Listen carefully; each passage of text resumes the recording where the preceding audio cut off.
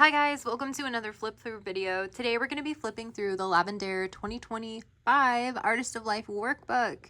I'm so excited to flip through this with you guys. I did one for 2024 and from what I can see there's not much that has changed, but we'll go into all the pages, all the good stuff.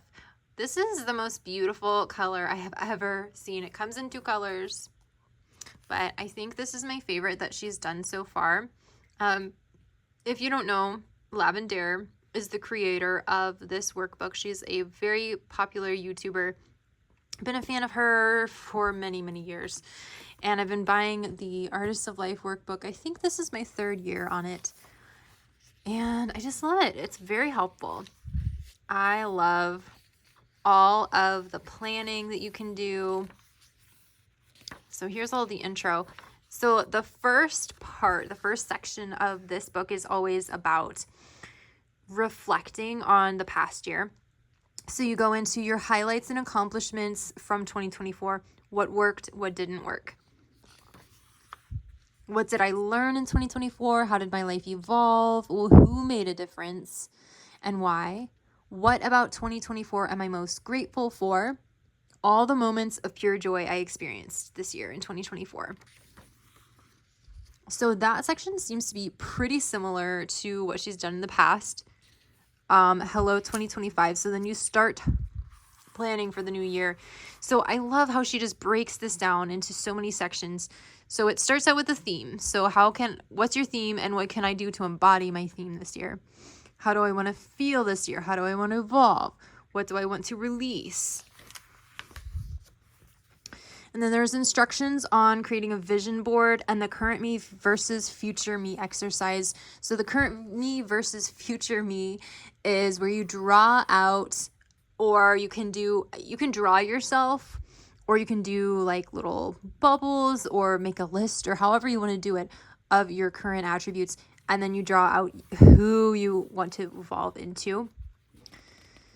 And then there is the next page. I love this exercise, the about me. So you go through your values, your passions, your strengths, and your motivations, and then you it's like a Venn diagram where you combine all of those things, and that's kind of like your ikigai, or your like purpose for living. And then you define your success, what a fulfilling life looks like, and 10 things I love about myself. This one, I don't know why, is always hard for me to fill out. I think I have a million things I love about myself, but then I fill out the first 3 and I'm like, oh, I guess I don't know. I have to ask around, ask some friends. You have a mindset refresh.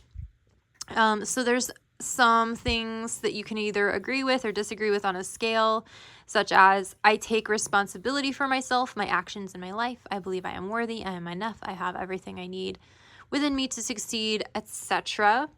And then we have my negative self-talk usually sounds like blank. What positive beliefs will I choose to adopt instead? So this is really good it's good to review and go back on. So when you're just feeling down, when you feel like what is going to lift you up. No one knows that better than you. And so you can list those things out.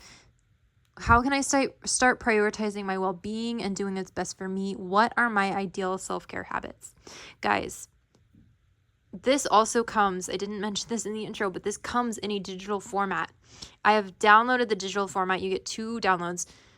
I downloaded it on my computer and I've already filled out all of these. It is so much fun to go through and fill out all of these little questions. I love it. So what I'm doing is I'm filling them out on the computer first, getting all my kind of rough draft thoughts out, and then I'll fill this out in pen later when I kind of solidify those ideas. What areas of my life do I tend to ignore, and how can I take responsibility and give more attention to those areas? What promises will I make to myself to protect my energy? What are the activities that bring me the most joy? And you get to design your habits, my ideal habits, and why. Why is so important.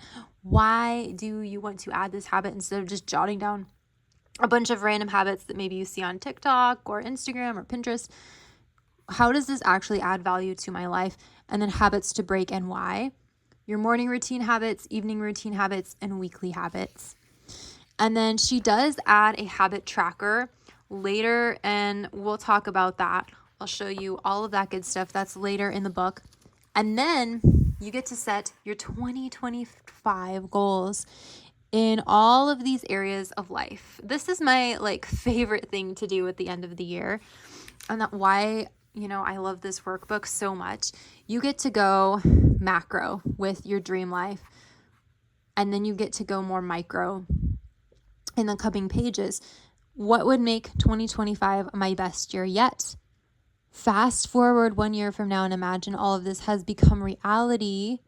Write a short journal entry in the present tense on how you feel and celebrate your wonderful year. So then you go into setting goals on health, relationships, career, personal growth. And all of these questions are specific to those areas of life: money, home, creativity and play, spirituality. And then you narrow it down into 5 main goals, because when you are honed in and focused on less, you will make more of an impact. So it simplifies everything. And then you define your whys and your hows.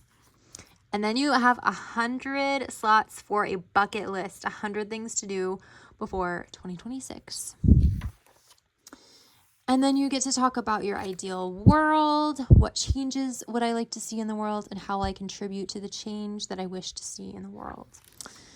Lessons for the journey, how to stay committed, and then you get to fill out some questions on why your goals are important, how figure out how to stick to your plan, essentially. There's more questions on fear. What's the worst that could happen? If that would happen, what would I do to bounce back? Comparison and inspiration. So essentially this whole section is ensuring that you stay committed to your goals this year. And I don't know, sometimes I would say this is the hardest section for me personally to fill out, because I am so flexible with my goals, and I'm like, well, if my goals drop off, there's a reason for it. But I understand that some goals you can't be so flexible with. Like, for example, I'm trying to pay off my debt this next year, and that's not something I can be so flexible with. I really need to pay that down. So that is a good section to have, so you don't make as many excuses and you stick to your plan.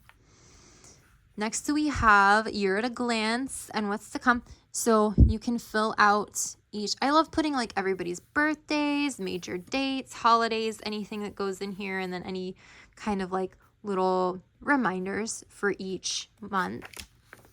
And then you go into the quarterly planning, and I love how this is laid out. This is just so effective for me personally, and I think for a lot of people with planning, is doing it quarterly. So we start with the first quarter. You have a theme for your quarter, and then your goals and projects. So you can take this from your 5 goals for the year, figure out which goals you're going to focus on for the first quarter, and then you break it down into each month. There's a self-reflection wheel.